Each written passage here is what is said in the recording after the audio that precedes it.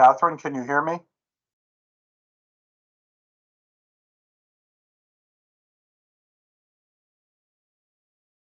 Okay, I'm going to start over again to welcome everybody to the Finance Committee meeting of Calaveras County Water District.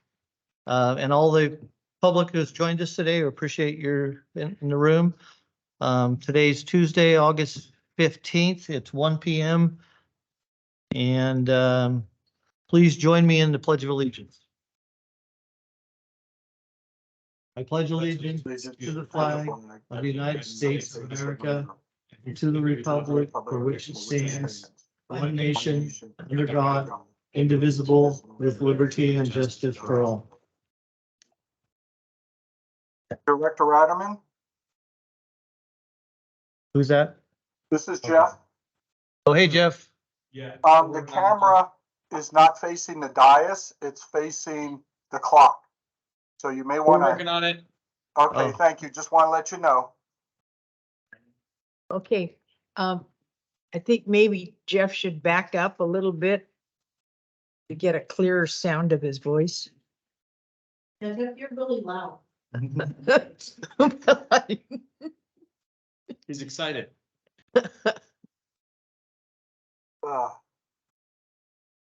Okay, we have called, Working on it. We are working on adjusting the camera. we're working on the camera, Jeff. Thank you. Item 1 on our agenda is public comment. Comments limited to 3 minutes per person. Any public comment today? Anyone online, Catherine? Put their hand up. Okay. No All right, we're public going to comments. move on. We're in the process of adjusting the camera here in the room. And we're going to move on for the approval of our minutes for our meeting of July 18th.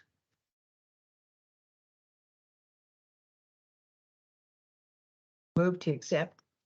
Okay, we got a motion to accept. I second. All those in favor, say aye. Aye. Aye. Okay, the minutes have been approved. We're moving on to item 3, new business. 3A, Tyler software costs. Jeffrey Meyer, Director of Administrative Services, still looking fresh after a tough night at the big party. Welcome, Thank you, Jeff. Director Ratterman. Director Underhill, it's good that now I can see both of you. The item before you today is an item that's been discussed in the past regarding the cost of our Tyler software product. And what I wanted to do is to start this discussion on what our costs are, the products that Tyler provides to us, and how we're looking at moving forward with this process. I know Director Cicada has has requested this for the board for us to bring this to the full board. I thought I'd bring it to your finance committee first to start this process. So here we are today. Jeff, who made the request? Cindy. Is Cindy on the line today? Okay, good. All right. Yeah. Go ahead. I'm sorry. Okay, thank you. This is very brief. I know there wasn't much in the staff report because it's more of a discussion item. But what I did supply as attachments is to what we are paying for fiscal year 22-23 and all the budget amounts for 23-24 for Tyler. Now, when we talk about Tyler, we currently use their utility billing package, and that allows customer service to be able to look at customer accounts. It helps us with the billing and so forth. It also interfaces with the data we get coming from the AMI system, the automated meter infrastructure reading system. But there's a little bit more than that because we also incur transaction fees. And that was a topic of discussion earlier this year when we implemented some transactional fees, some pass-through fees onto our customers.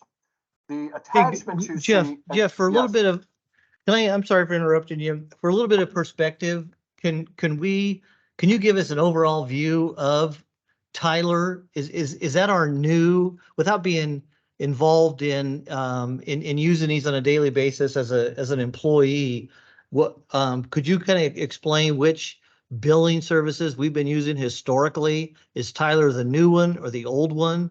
And what the discussion is what this discussion is about. I know it was brought to us, but why? Number one, and give us a little history on what are the software programs we're using for finance, for billing, and which ones talk to each other and which ones don't. What has been the historical problem before we dive into the cost for 22-23 for a particular software program? Certainly. Okay, And that's a thanks. very good question, a very good point. So historically, as you're not aware, I joined the district in 2008. At that point, we used a company, a software program called Springbrook. Springbrook provided us utility billing services.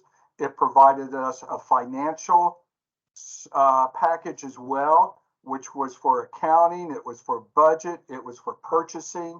So we could track both the fiscal side and the utility billing side. It did not provide us much of a HR component of it. So we were lacking in there.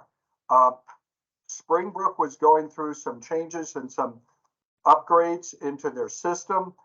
When I left in 2019, we had used in addition to Springbrook, we used a company called Paymentus to channel our online and over the phone payments, credit card payments.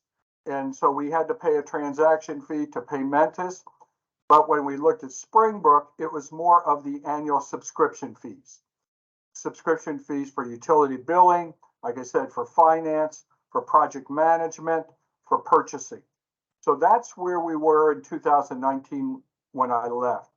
While I was gone, the district looked at different options of upgrading their system because the Springbrook system we had was old. There are new products out there, including Springbrook, including Tyler, that had more benefits to them and were more robust. During there was a time internally where staff looked at those options and chose to go with Tyler. And in Tyler, this started in, I want to say it was chosen, and unfortunately I wasn't here at the time, but it was selected and they started implementing the program in, I want to say May, June of 2021. They first started with the utility billing system. And that's about the same time we started going to implement the automated meter installation system, AMR, AMI. And Michael, correct me if I'm wrong here, it was told to us by Tyler and by Mueller that we could do those concurrently, that it had been done before, we can do it concurrently, and there should be no significant issues. So the district went ahead and installed the Tyler billing system.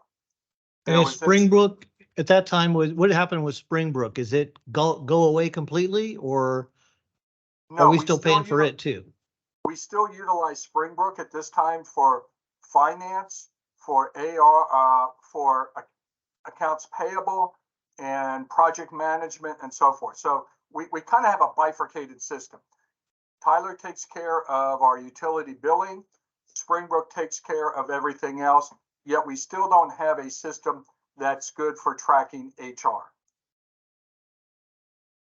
Okay. And the thought process was, as soon as we got utility billing up and running, we would then move forward with the other packages that Tyler offers. As I said, the finance, the HR, purchasing, and so forth. Well, as you're well aware, the process for implementing the AMI system has taken much longer than anybody anticipated. There were some issues with integrating the data from the AMI system into utility billing, and Richards can go into much better detail on that than I can, because she's been on the front lines on that one. And we just kind of pulled back from the from installing the financial package and the HR package until we were able to really see and get this utility billing process squared away. Over the course of this time, from fiscal year 21-22 to where we are now, the district has paid Tyler maintenance fees and licensing fees for the utility billing system. We've also paid them, and this is kind of separate, but as it goes back to your February board meetings, there's transactional fees. So there's transactional fees we've paid them. We've also paid Global Payments transactional fees. So we have that. And we've also had implementation costs. You do not see any implementation costs on that handout that was provided in your agenda package, because those were back in 2021 and 22.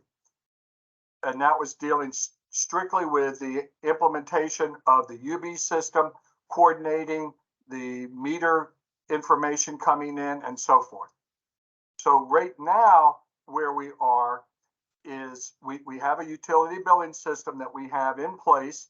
Does it do everything we want to do? Not necessarily at this point. Your question is to why. We're delving into that. Part of it was the installation and implementation of Tyler utility billing system. There was some issues with that on both sides, and then on top of that, it doesn't seem, and I'm going to allow Kelly to get into this much more because this work as process. It doesn't seem as robust as Springbrook was on the utility billing side. We don't have a whole lot of information on the financial package side, although Catherine has looked at what Springbrook has and has a real good feel for what the utility billing, the finance package looks like on the Tyler side. And I'm going to ask her to chime in here in just a little bit.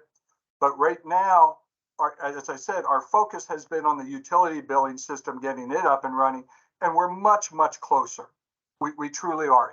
I have to take my hats off to Kelly Richards, Kelly Doyle, and Corinne for all the work they've put in to allow the import of data from the metering system into Centrex and importing that into our Tyler system to make sure we get billing out accurately.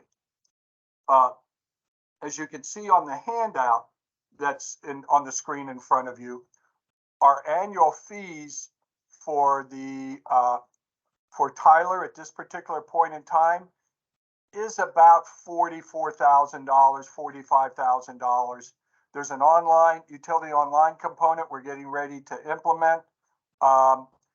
That's the portal, but it is, you're looking at, again, about $45,000 a year. These are just the annual maintenance and maintenance costs, the subscription and maintenance costs. The transactional fees, I want to separate out this discussion, but and we'll come around to those in just a moment. But in addition to these fees, I just want to let you know, we are also paying Springbrook for their financial package. And as I said, project management and purchasing and so forth. And those fees for this year were $18,733. So as we look at the different systems, and this is where we as staff are trying to figure out what is the best path forward. Do we go back and look at Tyler again and maybe figure out what didn't occur during the initial install, go through that install packet process again, pay implementation fees? Do we step back and go out and take a look at another system? We have invested a lot of time and effort into Tyler, no doubt about it. We've got a lot of the bugs worked out, but it still tends to be a little bit cumbersome, but we haven't quite figured out, is that due to the install or due to the system? And we were hoping to be much further along in this investigative process, but a little thing called the rate study has kind of taken up quite a bit of our time recently. So we're a little bit behind schedule on this. But I just wanted to kick this off to show you where we are on Tyler. The transaction fees, I want to get into that separately. Just as a footnote, the implementation costs spent year to date on Tyler for the initial install was about $42,000. To configure the meters into our system was about $31,000. And then we have spent some money WebSoft, and that's helping to coordinate the data transfer from Mueller into Tyler, and we're at about $29,000 on that to date. Okay, Jeff, you've mentioned Centrex and Websaw. Are there, okay, so far for Springbrook, is it Springbrook or Springbrook? So far this year for Springbrook, we've indicated that we spent 18,000 so far. Is that for the entire 23? Are we paid through the entire 2023 right now with that 18,000? Yes, that's the fiscal year, July 1, 2023 through June 30th, 2024. Okay. Are there costs for Websaw and Centrex as well? WebSoft is a special package. What is it called? Web what? WebSoft. SOFT? SOFT, correct. Okay. And if Damon is there, he can He is. speak directly Yeah. to that. He's at the microphone. Yeah, WebSoft developers administer our work order software, and they also work to facilitate the integration of the Centrix system, which is the AMI metrics, to the billing system, which is the Tyler system. So the Tyler and Centrix were having difficulty meshing their forms of data, how to get this information from here. And WebSoft, which is mobile MMS, you might have heard it called, melded those two together. So brought processes together through what's called open API communication. So it's kind of a real-time online software communication, which allows the two to kind of work together. How'd you find him? We actually when we went through the work order, we'd made a determination that we were going to incorporate a work order software at CCWD. We did an exhaustive year-long review of multiple different work order companies, and we found them through that process. And they're actually headquartered in Davis, and they have local folks in the region in Plymouth. So they were really intriguing to us, and we chose them because not only for their price point, because of the fact that they also work in this manner. They'll closely tailor components of the work order software and other software that we have here at the district to work for us. So they're unique. It's not just a black box. Okay, thanks. Okay, go ahead. Go ahead, Jeff. Certainly. Thank you, Damon. I just want to also make the committee aware that this has been a team effort to get this moving along, because as I mentioned, we did the meter install program, the project, and we're doing utility billing concurrently. So there's been an effort both in engineering and operations on Damon's side. Kevin in engineering has worked long hours on this project. Customer service and finance have also worked together, because this was a massive undertaking of not only getting a new utility billing system up and running, but a brand new way of reading meters and getting the data into the system. So there was a lot of moving parts. As Damon said, we've used WebSoft to be able to integrate the data into Centrix and also for a work order system. And that's just stepping back a second on the work order system. That's critical to be able to not only initiate work orders when it comes to maybe a meter's not reading in the field, or we get a phone call of a leak or something like that, we need to be able to track those work orders. And this is what this process allows us to do, is track those work orders in addition to getting the data into Centrex. Is Kelly there, Director Ratterman? Yes, she is. I would She's like to impose waiting. upon her at this point to talk about what challenges we faced on getting the AMI data into into Tyler and get the bills out. And I'm sorry, she's totally unprepared for this, but I'm thinking she's done it so frequently, she can talk off the top of her head. Yes, this is a topic that I can speak on. Good afternoon.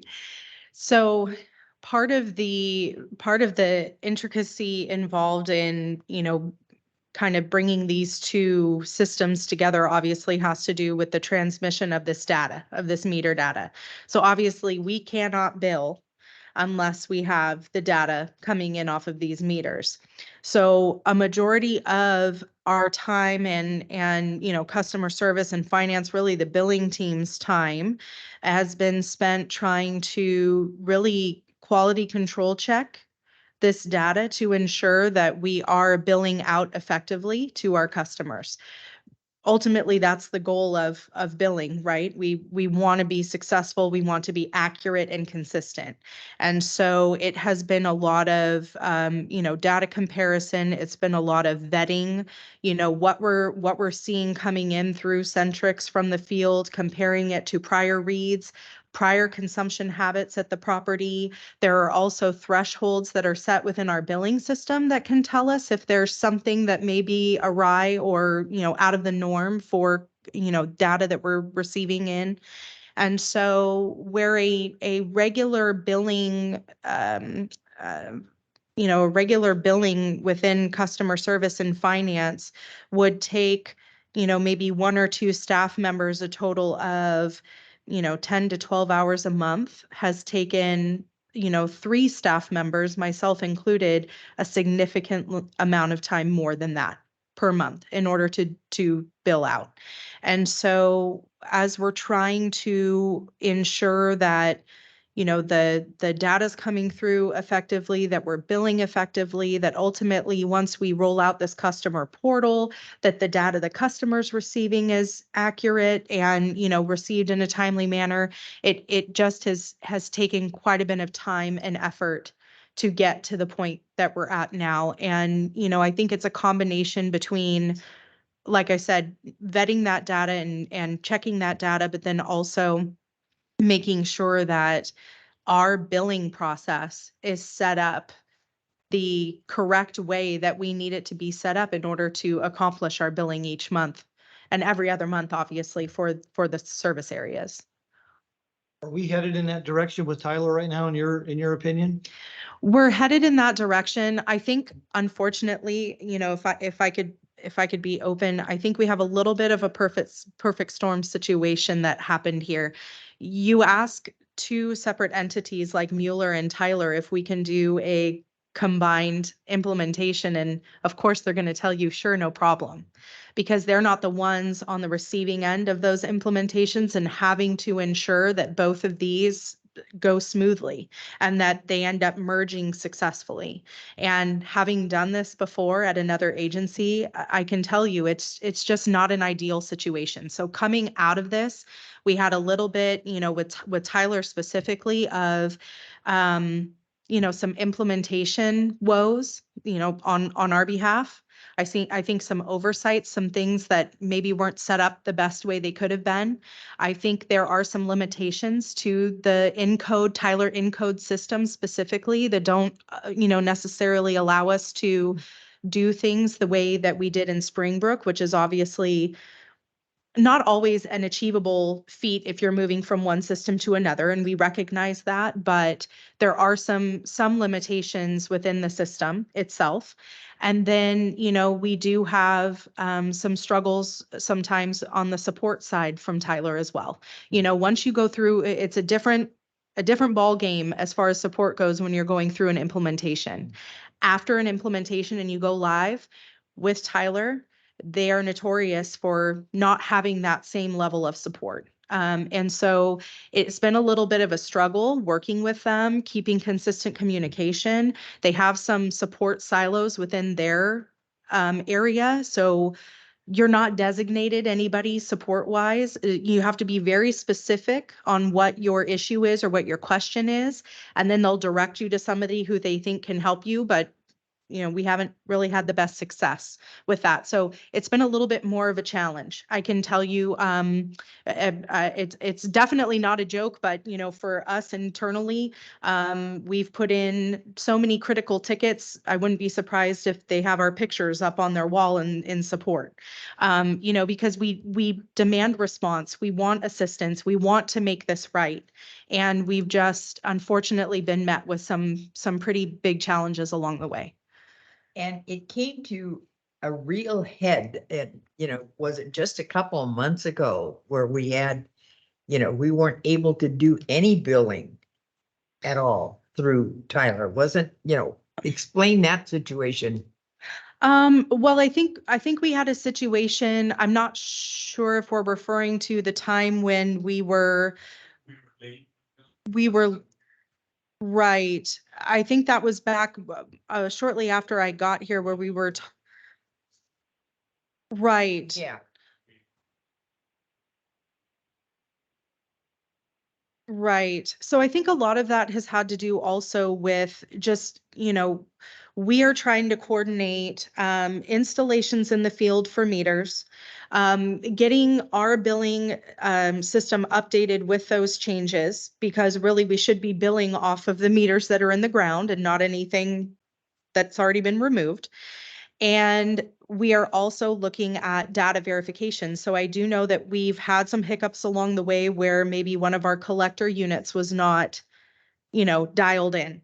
And so when we ask the system to bring us back data, we see a gap.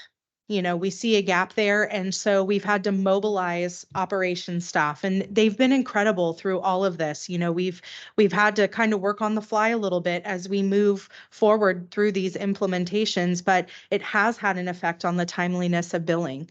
And again, as a department that relies on those deadlines and works on those deadlines, it's been a challenge, for us. And we're getting back into more of a groove as far as the timeliness of the billings are concerned, but we're still not quite there yet. We still have some challenges. Is there any discussion, or is it even possible to leave Tyler, get rid of Tyler completely and go to Springbrook? Is that being discussed, or is it even a possibility? I think Jeff will probably want to jump in here. I think we all have our opinions about, certain things. I think there's a lot that needs to be considered when you undertake something like that, especially the effect on the customers. Yeah, and I think it's something we're gonna evaluate, and Kelly touched on earlier, the need to really circle back and circle back and revisit the implementation of the billing software. The point of this was for it to be more efficient, and if it's not more efficient, then something went wrong. And was it the implementation and where mistakes were made that we need to reopen and reconfigure the way it's set up? Or is it the product itself that isn't Right. performing the way that? Well, that's what I'm asking. Is it time? We're still diving into that, and if we reach the conclusion that there's no amount of tweaking this thing that is going to actually provide the results that we want, then yeah, we're gonna look at other options. Is that a possibility though, just to swallow hard and say, hey, Tyler Like I said, if we didn't work? reach that conclusion that it's not, there's no end here where it's actually performing the way we needed to. Because when we went through a very exhaustive process with the whole IT steering committee that we put together in evaluating options and before we went with Tyler. And part of that process was talking to other agencies that use Tyler who were really happy with it. And so, part of the research, we need to do now is figure out, well, why is it working for some agencies and it's not working for us? Are there things that we can do within the system to make it work better for us? And then the conclusion, if the conclusion is no, it's not going to work for us, then yeah, we need to find a better solution that will. But I And don't think we're not there yeah. yet. How much time are we I giving was just ourselves? gonna say, ask that same question. How Yeah. many, is there a line in the sand or can we Yeah, draw a line in the sand and say, hey, if we don't get there by this date, the end of this year, when is that? Let's make a drastic move and go to something we know. I don't think it's quite that easy yet because of all the other things that we're wrestling with at the same time. So I don't know. I certainly am not in a position to draw that line in the sand. I could work with Jeff and Kelly to see, but I think we need to work through that process first because it's a big investment. We've invested. Well, that's exactly what I'm thinking. We're spending all of these thousands of dollars. Well, And- right, so. and from when- my perspective, When do we get some results? Right. But we need, if we're gonna jump ship, we're, there's some sunk cost in Tyler. It's not huge. It's not like it's a big impact on our budget in the big picture. But there is some sunk cost here that we would have to, just come to terms with and move on. And then go through another implementation, and implementations are hard. So if there's a way to avoid that and make Tyler work the way we want it to work, that's the best path right now because we've already gone this far with Tyler. If we can't make it work though, then yeah, at some point, we need to update. How many years are they giving us? How many what? How many years are they giving us? I think Kelly mentioned their responsiveness is not what we would. Well, So I can give you just an example. So we did have a couple folks reach out to us, and they had provided a support specialist. We had provided them a list of some things within the UB module that we were concerned about, that we had questions about. And their response to that was creating, we maybe had 15, 20 things on that list.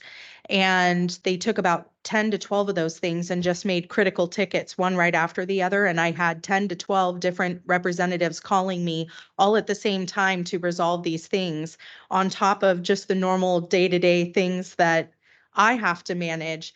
And I had to reach out to them and go, this is not what I had in mind. This is not realistic. And it's certainly not sustainable if this is how we're going to address it, is that all 12 of these things are just going to happen simultaneously and I have to work with 12 different people. I said, this is not what we had in mind, and certainly not what we thought was going to be, their course of action. So we had to go back to the drawing board. I've been trying to tackle these things one thing at a time because there are implications to doing several of these changes at the same time, where if you change one thing over here, it could affect this other thing over here. So we have to be very, very methodical about how we're doing this. And some of them are very minor changes. We've been able to be successful making some minor changes with them. But then when we come to the more complicated changes, that is going to take a little bit of time and we have to dive in, and then we have to get into the test environment and test these things.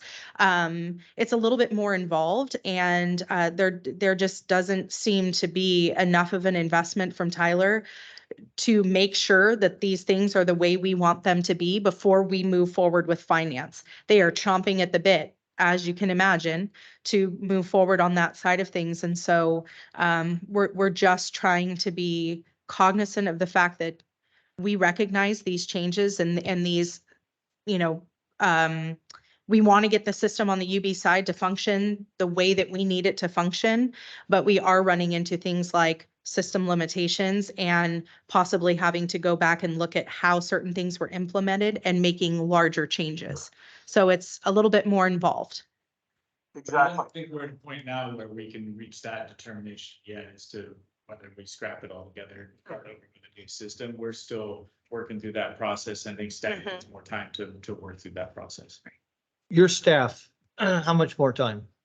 I do want to align in the sand here today. This has gone on a long time. And we do, I know we got a lot going on. We can't hang our hat on that. On every meeting that we had budget, and we got a rate study going on, and we had meetings at night. That's going to be gone. That'll be gone middle of December. That process should be over. Is it possible to have in October a meeting with a lot more data than this. What I'd like to find out is get a spreadsheet with everything we're paying to Springbrook for the last 2 or 3 years, everything we're paying to Tyler for the last 2 or 3 years, what it cost for the implementation. I mean, all the costs, anything associated with Tyler, anything associated with Springbrook. And then the other things that were caused by Tyler, if Centrex and Websoft were, additional costs because we're bringing in Tyler and they might go away. What is the solution? And I'd like to see that by the, if they're not, they're not. But just when we come to the full board with this, and I would like that a future agenda item to be this to the full board with a full accounting of where we're at with this process and a plan. This is a kicking the can down the road thing. We got new meters. That's set in stone. Doesn't seem like anything else is beyond that. And fine, we have HR, we have customer service, we have accounting, we have purchasing. And if we can't find a software program that speaks to these, and I think we thought Tyler was the end all when that's how it was sold to us. It doesn't seem to be working. They're not going to redo their support program to accommodate us. It doesn't sound like. Sounds like this frustration you're experiencing, the way they do things, is probably something that we're gonna continue to. But if we can get that in October, I think the end of the year is more realistic. Okay. We will not be ready for that level. I was thinking the end of the year to make a decision. But I'm just talking about historical data on a piece of paper. I think the historical data, no problem. That's what I'd like to see. That's all I'd like to see in October. Yeah. But I don't think we're gonna be ready to draw that line in the sand in October. No, not enough. But no, I say by the end of the year. I mean, give that another couple of months. So that Once gives- we all have a chance to, and public has a chance to. Even that to me is a tight timeline for the amount of work that we're talking about, But that's it's 3 possible. months. That's a spreadsheet. 3.5 months. That's a spreadsheet with historical We're talking data. about 2 different things. The spreadsheet is easy. Yeah. We have that information Oh, here. We right, can put it right. together. We can repackage it and make it easier to digest. Yeah. Reaching that ultimate determination, we can do that in October. That's. No, and I'm talking about with that, then make a decision by the end of the year is too quick. Well, I mean, we can try. There's a lot that goes into this and so hopefully by the end of the calendar year, I think that's an aggressive timeline for reaching that ultimate determination. Calendar Director year, Ackerman? December 31st. So, I mean, generally, we have one board meeting in November and one board meeting in December. December, So right. By the December board meeting, being in a position to make that.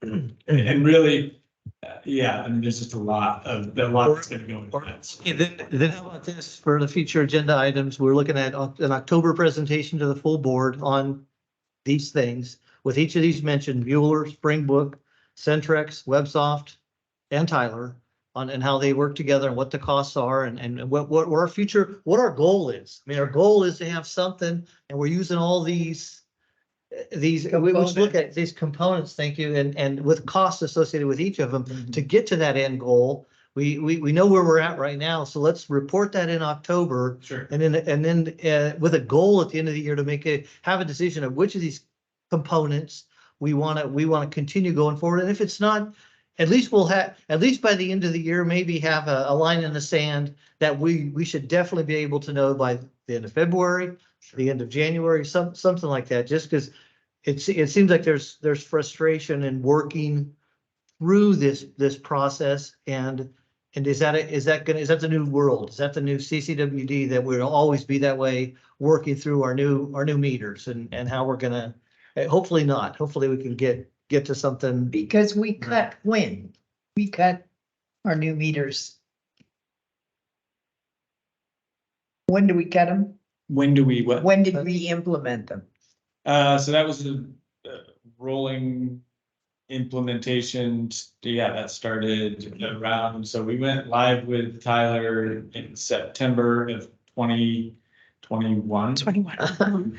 And we started the meter implementation shortly after that. And, I mean, but Yeah. that we knew the meter implementation was gonna be a long project. It's been a little bit Yeah, longer. because, yeah, complicated because of than we the scope of anticipated. it. Yes, I Not just the understand. scope of it, but then we ended up having, supply chain delays that held that project up for extended periods of time. So there were other things that, played out during that period of time. But yeah, we've been implementing both of them over the last couple of years. Would you bring me up? I don't quite understand you. You used HR.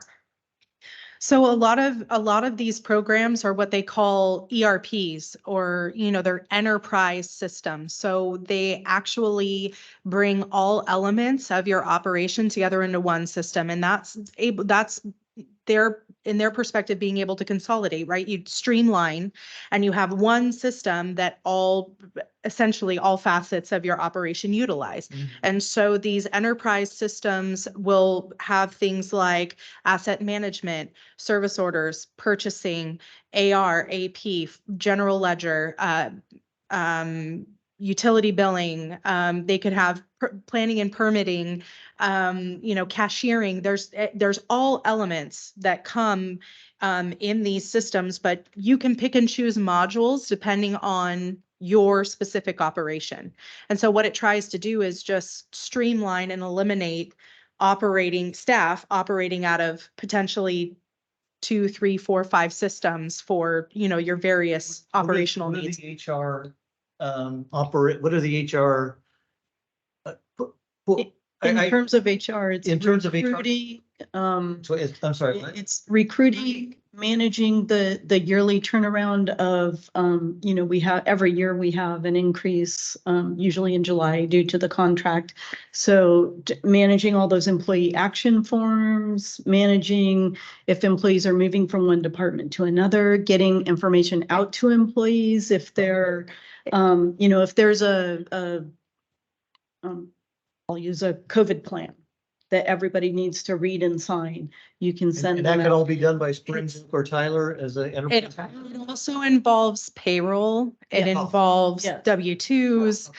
It involves time management. Okay, now Yeah. You can tie your time to projects. Those projects may live within the system as well. So it all kind of funnels, you know, the projects are connected on the GL side of the system, but then it also ties in on the payroll side. It's all So integrated. Dividing.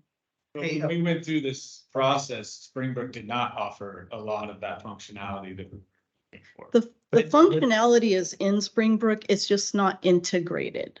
It's manual. We have project management. There is a payroll module, but you have to manually enter because it doesn't talk to each other in Springbrook. Okay, and it's still that way? The Tyler HR module talks to the Tyler project management and GL module. The newer version of Springbrook does talk to each other.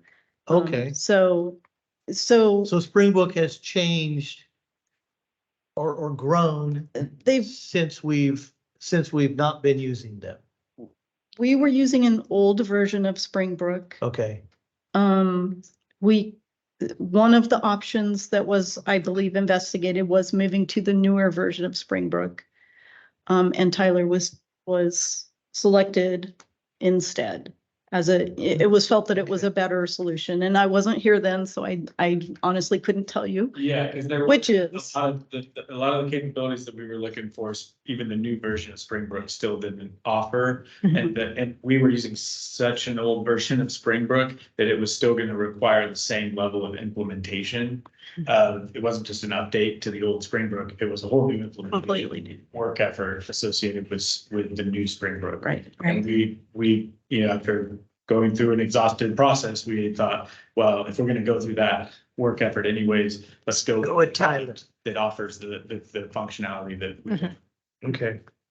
All right, so is that a good plan moving forward? I mean, we have what was Yeah, something in October? I think that, Something, and then something by the end of the year of, hey, we're gonna stay with Tyler, or we're gonna give Tyler till this date, and then we're gonna make a decision. So to understand the data that you're looking for, I want to make sure we're all on the same page. You want an apples to apples comparison of here's what we're paying Tyler for UB plus what we're paying Springbrook for finance, project management, and AP.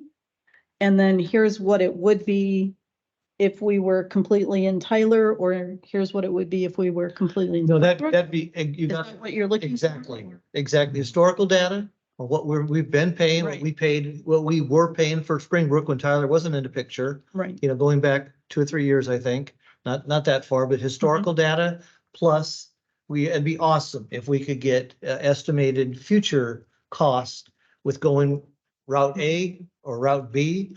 And geez, if there's a Route C, throw it in. And I don't know if Springbrook is easier. Open that No, up. no, no. Yeah. I'm just saying if we've already done research and there's, you know, so a system that we've worked with before or others are working with that works better for them.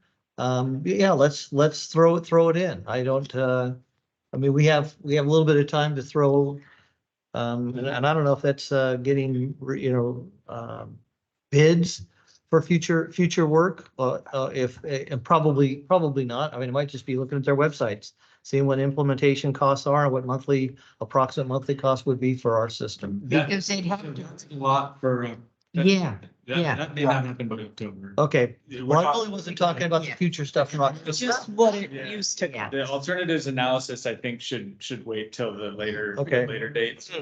Sure. But we can definitely provide. Because they would have to come in and understand us. Right. Yeah, that's a 100%. heavy lift. So, Yeah. we could definitely provide the information on where we've been and where we are now. Okay, Yeah. And I Director would Radaman? caution that no matter what avenue we take, we need to do it in a methodical way instead of just throwing something together quickly. And- We need to go through an implementation, whether it's Tyler, you know, we need to go through an analysis of what is working and what is not working. And if it's something else, if we come to the conclusion that Tyler isn't it and it's something else, then we need to go through that in a methodical way and not just rush into it. and you, It's just gonna shoot ourselves in the Yeah. foot to rush into anything. Because I have a question, and what didn't Tyler know about us? You know, you follow me? 3 months is a very, very, very fast implementation. Well, see? I don't Yeah. think it was necessarily what they didn't know about us. I think there were a couple of different things that were going on back then, and one of them was Oh, yeah, um, the decision, you know, in talking to Tyler and in talking to Mueller, right. the decision was made collectively that we need to implement utility billing before we start putting new meters in. And in retrospect, should that really have been the deciding factor? You know, I think we can go back and, you know, reevaluate whether that needed to happen in that order or not. Because I think what we've really learned pretty clearly since then is with an implementation like this, it's better to start with the finance side first. And the utility billing side then comes online and talks to the finance side. And I think at the time we had been told that having to do the meter swap twice was going to be, you know, a huge additional burden on us. We only wanted to have to do one meter swap. And so we wanted to switch out the utility billing software in advance of the meter swap. So again, I think we can Monday morning quarterback that decision, and we should, because we need to understand Right. where mistakes were Yeah. made and where we could do it better. But that was part of what was driving the decision to implement utility billing first and the timeline for when we did it and when we implemented the meter project. okay. Well, thank you, Director everybody. We've beat Director that up. Radaman? Go ahead. Yeah, I Jeff. just wanted, thank you. I just wanted to kind of circle back to both something that Michael and Kelly said, and I said here too, is part of this process is looking at the implementation of Tyler UB. And I know Kelly told you about a critical list of items that she submitted with Tyler. I think what would be helpful too, as we move forward in reporting back to your finance committee and the board, is to go through and identify those and report back on the success we've had, but also make sure if we can identify, as Michael said, was it an implementation issue or a product issue? We don't know that right now. And that's why we're asking for time for Kelly and myself and Catherine and everybody else to work through that analysis and then come back to your finance committee and the board and let you know what we have found. Okay, perfect. We have a timeline and an agreement for future agenda items. Before we move on, though, we're going to ask for public comment. I see we got a hand up. We have a hand up. Mr. Ralph? Copeland. Ralph, are you there? Good afternoon. Hello. A quick question. Is Tyler, your program outfit, is that associated with Tyler Utilities? Yeah, so the- Tyler is a conglomeration. Is that the right word? Okay. Tyler Technologies, and they have different subsidiaries. Right. I'd worked with the utility outfit, where you get your mechanical joint fittings and so forth. I'm not sure if that might be a different one. They're really focused in the ERP world, but they have different product lines and different subsidiaries within that, and they have a reputation for going out and buying, so there may be a software that just does the HR portion of what we're talking about here, and Tyler will go buy that up, and now it's the Tyler HR module, that kind of thing. So they've grown over time through acquisitions, and they have different subsidiaries, but they're a fairly large player in the ERP universe. I don't know that they're in that kind of a business though, Ralph. Okay. I'll just say the culture at Tyler is exactly what your people are running up against. Great service at the outset, and then as you proceed into your contract or you're buying, the service slacks off. If you get a good person working on a desk, all of a sudden that person is promoted and moved out of the desk. I just found that Tyler is very receptive, and again, I'm talking about their culture. That when you do start this process, that you contact Tyler, you contact your lead salesperson and the regional manager and let them know they're on the clock, and to make them aware of your dissatisfaction with the service. And I'm not sure if you have a dedicated contact on the service desk. Again, that would help, but also, I'd like to thank Director Ratterman for mentioning bringing together operating costs. That'd be very informative to us out here, because we all know how expensive these software applications are. But that's it. All I wanted to say is that Tyler has had an awful culture with their service, and I wish you guys the best of luck. Appreciate that, Ralph. I don't know if we're talking about the same Tyler or not, but that does sound familiar, so maybe we are. And we have had some of those conversations with their leadership. We've had some very frank conversations about our frustration, our board's frustration. We've communicated that to them.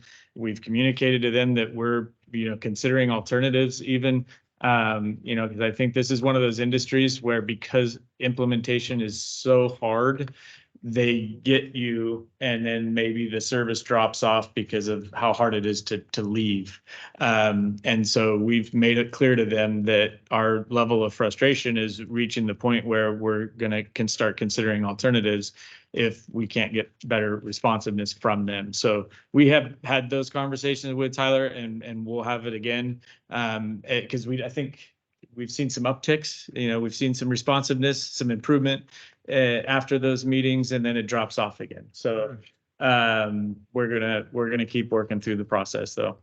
Okay, Great. thank you, everybody. A very robust Thank you. conversation. Appreciate all your comments.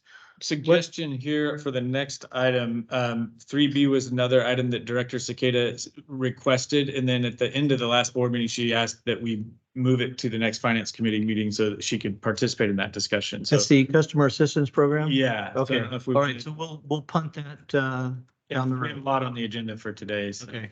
that might make sense. Yes. We it can does. address it, we can talk about it today if the committee would like, or we can move that to the next. No, I agree. Let's move that down. We're not gonna miss, there's plenty to talk about. We're not gonna miss out on things to talk about, so. No, that's a customer assistant. I'd like to get an update on that too, and I know Cindy's is very interested in that, and it might even be more timely once we get through this, the rate discussions and study, and to see where we are on that. The other, along with that, if there's an opportunity for expanding that, we'd also like to hear expanding a customer assistance program. I think it got full and we had a waiting list and that sort of thing. Is there other opportunities there? We'll Are there definitely, other sources of, we'll definitely Yeah. talk about that in addition to some other ideas that we've had even just since last night, the community meeting we had last night, where some good suggestions came up that we've already been talking about as a team internally, whether it's, even if we're not able to increase the resources we have available for our internal customer assistance program, some other resources that we might be able to direct people to. Yeah, I think that's obviously a very relevant, poignant topic at the moment. And we'll be prepared to discuss all of that. Okay. So we'll remove that from our agenda and move on to old business. Jeffrey Meyer, report on deferred 23-24 budget items. Yes, Director Ratterman. This is a recurring item that the board and your finance committee had requested once your board adopted the fiscal year 23-24 budget. There was obviously some concern as to the timing of certain purchases in light of the ongoing rate study. And the staff has identified $539,000 worth of mostly capital outlay items. There's one service and supplies item there as well. But what we did was, in the attachment to this report, is a spreadsheet identifying those deferred items. And we've updated it for up through July 31st. And even currently, there are no purchases on the items that we've identified that we will defer. And the plan is to not purchase any of these items until we know the outcome of the rate study. Okay, perfect. I know we talked about this at our last finance committee meeting. Yes. And this is a good looking updated spreadsheet. Thank well, you. I would just like to know, safety doesn't become an issue in any That's a of good these question. deferment, right? I think Damon would be And the best to answer that. I'm glad you focus in on that, because it's a great question. I mean, I think, to me, and Damon, you can jump in here. I think probably the vehicles is the one that jumps out as, well, an arc flash. Those are the two that have potential safety implications. But I'm just really glad that that's something you're keying in on. It's like, to follow Michael up, it's always a focus. These items are focused on creating efficiencies and ensuring safety. So you have the vac trailer. So this is, a tool that makes leak repairs in West Point much more efficient. It eliminates the need to haul or to bring vac trucks from Rancho Calaveras or from Evans Pass or Copperopolis That, yeah. over highway, overland to do other work. So it's a safety and an efficiency thing. And that's really what the focus is for most all of these capital outlay items. Okay, thank you. Good question. Okay, thank you for that, Jeff. Update on the R&R rate ordinance and policies. Mr. Meyer. Yes, Director Can Ratterman. I just, sorry, Jeff, can I just make one last point on this, the previous item? Because I think we're veering into rate study here, but I just want to be clear that these are the purchases we identified that we can set aside so as to not box us in anywhere, but this doesn't close the whole gap that we've talked about, the budget deficit that we're trying to fix in our first year of this rate study. So, without the rate increases, the budget would be impacted a lot more than what just we see here. It's not just a matter of equipment purchases. So I just want to make sure people are aware of that. Okay, thank you. Jeff? Yes, sir. The item before you is regarding the district's capital R&R rate ordinance and financial management policy. We brought this to your committee last month and made some adjustments based on input from your committee. And the adjustments are such that we, instead of identifying either the lowest of either the depreciation amount or a set dollar amount or the current R&R revenues, we changed that. So we're just basically setting a dollar amount for the water side and the sewer side based on current revenues that are coming in on R&R. Just for those who did not hear this item last month, our current rate ordinance includes a provision that designates a capital R&R renovation and replacement component of the rates. The current rate plan does away with that rate model or the rate structure for the R&R. However, it does include revenues that are sufficient to be able to pay for our capital improvement. And what this item does, it will rescind the capital R&R rate ordinance portion of it, but replace it with a set amount of money, both the water side and the sewer side, that the district is going to use to fund its capital improvement program.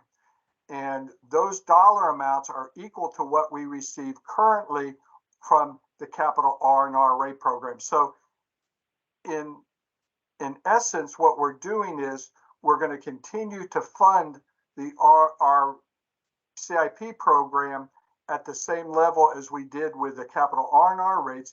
We're just not embedding those dollars into the rate structure itself.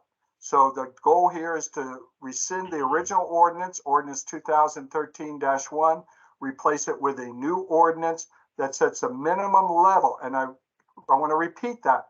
That is the minimum level that the district will use from the new rate structure to fund capital improvements in both the water and the sewer side. Awesome. And one other item, it would take a 4/5 vote of the board to change this, which is similar to what we did on the 2013 ordinance, which Director Adamman, you were a part of that discussion. Yes, no, this is great. I think this is exactly what we discussed at our last, when this was previously discussed in the finance committee. This looks awesome. And I'm going to guess you're looking for direction to bring this to the full board. That is correct. Okay, yeah, that I'm agreeing with it as it's written.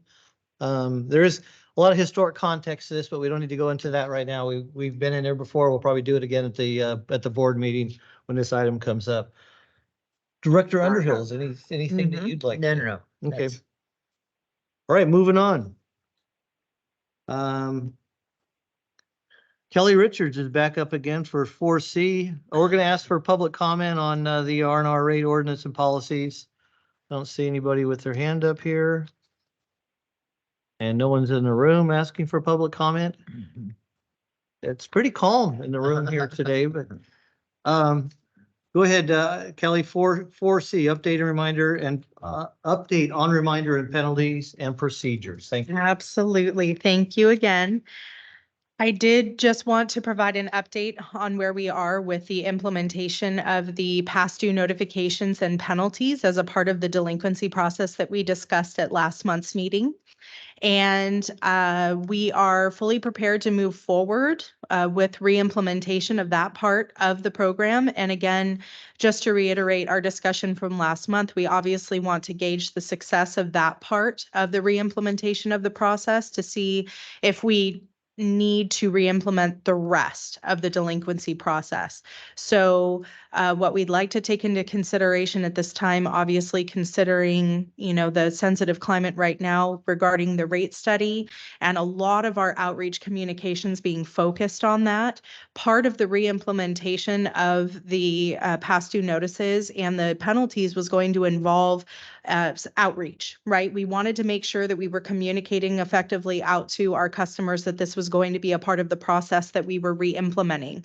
And I just want to be cognizant of the fact that, that communication could get lost, amidst all of the other communication that we're having right now with the rate study. And so I want to present, and I've had conversations with Jeff about the most opportune time, especially for our customers, to re-implement this, taking into account, obviously, that this is another way for the district to, move forward with that process, true up accounts, the accountability factor, the penalty, re-implementing the penalties will be, a little bit more sensitive. So we are still in the process. We're ready to move forward with that, but we are just trying to gauge the best time to implement that part for our customers. So putting together some outreach materials right now and trying to get that dialed in so that ultimately we can roll that out here within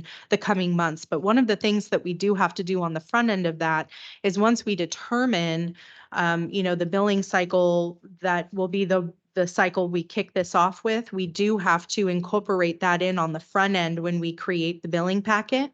We do have to specify to our billing system that this packet will be subject to a part of the delinquency process. So we have to have dates associated with that. And then we can move forward in the system to produce the packets that are necessary, the post-billing packets that are necessary to fulfill that part of the process. So we have a decision to make internally as far as, when we push the outreach out and when we implement this and which billing cycle we implement it with. So just to provide an update. I would just make sure that the directors are aware of, the money, Right, okay? right, Because- absolutely. Because we'll be asked. We will be asked Yes, about it. right. Jeff, did you have anything else to add about that? I think that's been the extent of our communication as far as the rollout goes. Correct, and we are very sensitive to this issue. So Kelly and I are both in agreement. We've got a lot going on with the rate study, and we don't want to muddy the waters and confuse our customers. So we will notify your board. We will come back to the full board and let them know of this process in advance of it. But right now, it's just kind of been paused at this point. Okay, all right. Thank you, Kelly. Thank Thanks, you. Jeff. Any public comment on this item? Okay, seeing none, we're going to move on to 4D, discussion audit management letter. I always like Oh, to see yeah. this come back. We're going to work on this for a while. And I'm so glad to see that it's continuously being worked on. Appreciate it. Yes, I agree with that. However, at this particular point in time, there has been no update since the last time we brought this to your board. We're still looking at the items, and we're actually starting to engage the auditors at this particular point in time to see if there's any items that they bring forth in this current audit. But we are actually feeling much more confident this year because between Catherine's work and myself, we've addressed a number of the issues, and we will bring this back next month and give you any updates to that process. Awesome. So we should mention that there really is only one item left on the audit management letter, which is the Okay. whistleblower policy. Okay, Yes, thank you. all right, Councilman. good to know. Okay, the next time we bring this back, can we have a summary sheet of that audit letter, maybe bullet points of recommendations in the audit? And then just consolidate it onto one sheet. They've been brought to us one at a time, or two or three at a time initially, over a long period of time. If we could just consolidate that, and we'll have it for next year. We'll have that, to show to our auditor our good deeds that we, during the year. But just consolidate into We've already sent it to him. bullet point, of course, bullet points Yes, of sir. what they recommended, and then our resolution, how we resolved it. Thank you. Will do. Any, Well, oh, go yeah, ahead, Bertha, before we get because- to. Because we're talking about the recommendations and then we just kind of, if I remember correctly, we just make a broad statement about how we're going to improve it the next year.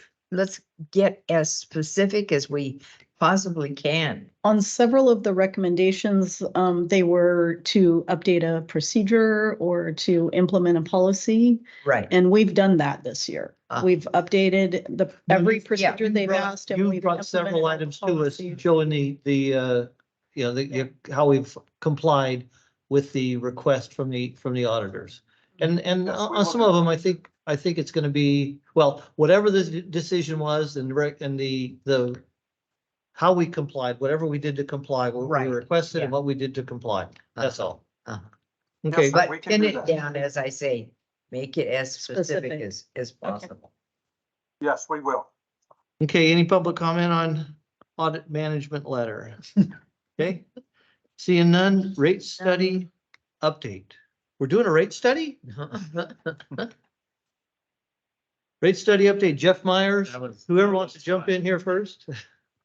I can jump in here. I know it's Jeff's name on there, unless Jeff, you have anything you want to start off with, but No, I think you're in a better position to, especially talk about last night and what we're Yeah. doing moving forward. so just overall where we are in the process, the 218 notices have all gone out. And then we sent the follow-up notice to change the time of the rate hearing. We got some feedback from customers that having the rate hearing at 1 o'clock in the afternoon was perceived as us trying to limit public participation. And that's obviously not what we're trying to do. And so the best way to address that was to change the time of the meeting. Is it 5 o'clock or 5? It's at 5:30 on 5:30. September 13th. 17th, right here. So we sent a follow-up, just a little postcard notice to folks, and we're obviously blasting that out and our outreach efforts, as well as our at our community meetings, we point that out specifically to make sure there's no confusion about the time.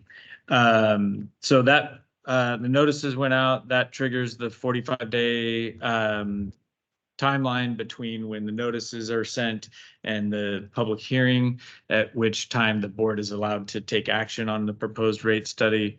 In the meantime, as we had planned, we're doing a lot of public outreach, a lot of discussions with individuals and other organizations. Whoever wants to talk to us about this, we're making every effort to respond to all the customer inquiries as quickly as possible. We've updated the website a couple of times. We now have frequently asked questions document up there that we're going to add to, I think, as we move through this.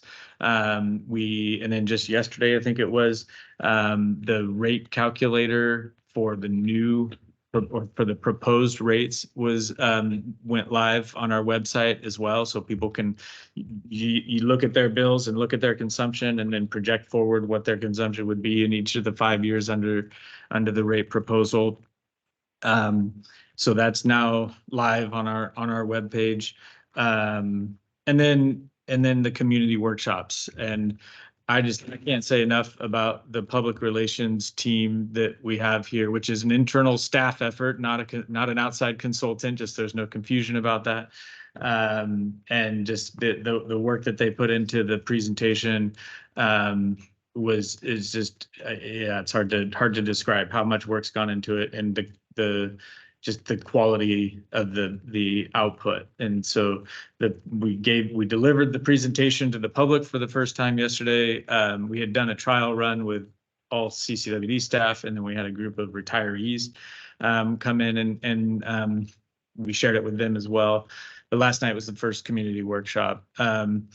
And there's definitely obviously some frustration out there. There were a handful of people who were very vocally opposed to the proposed rate increases, and they had tough questions, which we expected.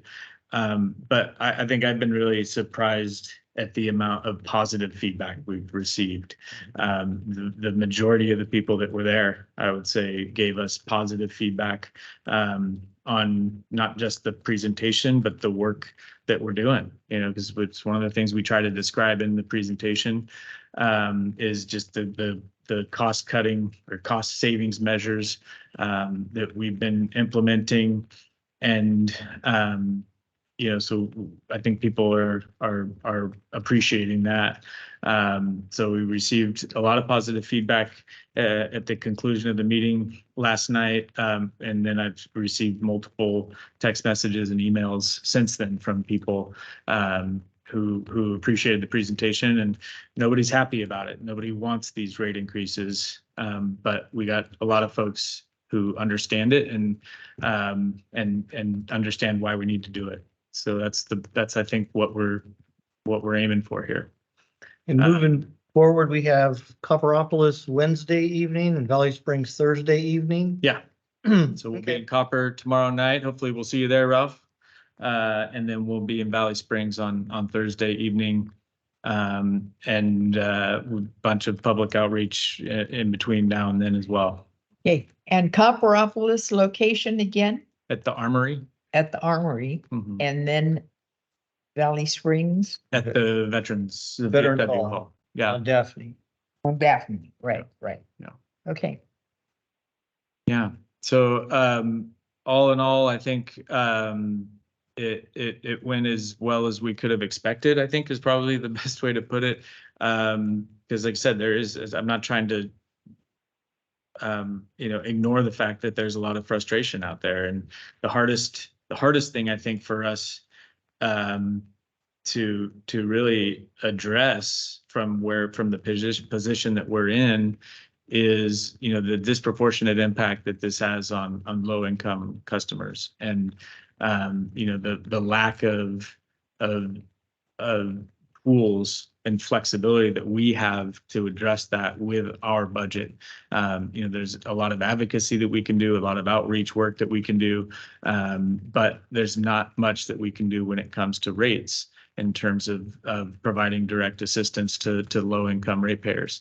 So that's, I think, the biggest challenge for us is articulating that. And then also the follow-up work that needs to happen. And Supervisor Hubbard was there last night, who addressed that issue a little bit as well. He made the comment that, this is not just a water and wastewater issue. This is, bills going up across the board, and that we need to come together as local agencies and as a community to figure out how do we address this situation? How do we help people that are in that situation? And it goes beyond water and wastewater rates. So I think, if there's a silver lining that comes out of this, maybe it's that we bring that into focus a little bit more and create some better partnerships, both locally and then regionally and then statewide to really advocate on that issue and hopefully provide some results in the near future. Okay, well, thank you. I did watch a little bit of it last evening. I did see that Director Underhill was there for the evening, as well as everybody else. But looking forward to Thursday evening when I will be in attendance. Yeah, and just real quick too, because you probably can't tell from the video, but I think we probably had. I don't know. We took a head count, but we probably had about 5. Yeah, I think What did I think win? we probably had about 45 people No, we there. had more than that. We had, You guys more? yeah. Because I said 50. We had we had 64 chairs set up and there were, 3 hours, you couldn't count? there were, 15 of them were empty. Probably. Listening to Michael. Yeah, so 45 to 50 people. I and, won. And Bertha won, yes. So, and then we had another 17 community members online. So, And the only recommendation I would have, and Michael and I have already talked about it, is to find some way. I know we don't want to have, it'd be impossible to have discourse, conversation from the people online because of the speaker system and having everyone here and ask them live on the microphone if you're online, please submit your question in writing and we'll have it read out loud and answered here in the room. And if we do that, if we can type that to all the participants in the chat room, number one, and then number two, at least every hour. So we have a plan for that. We received Okay. that feedback as well. And so we already have a plan for how we're going to address that, make sure people Okay. understand that. Yeah. So we don't want there to be frustration. Anything you want to add? Okay, your experience last evening? Yeah, and I agree with Michael that overall, if you think about it, the opinion was more favorable than not. However, I just want to be realistic because we only had Arnold last night, and Yeah. you're going to get a good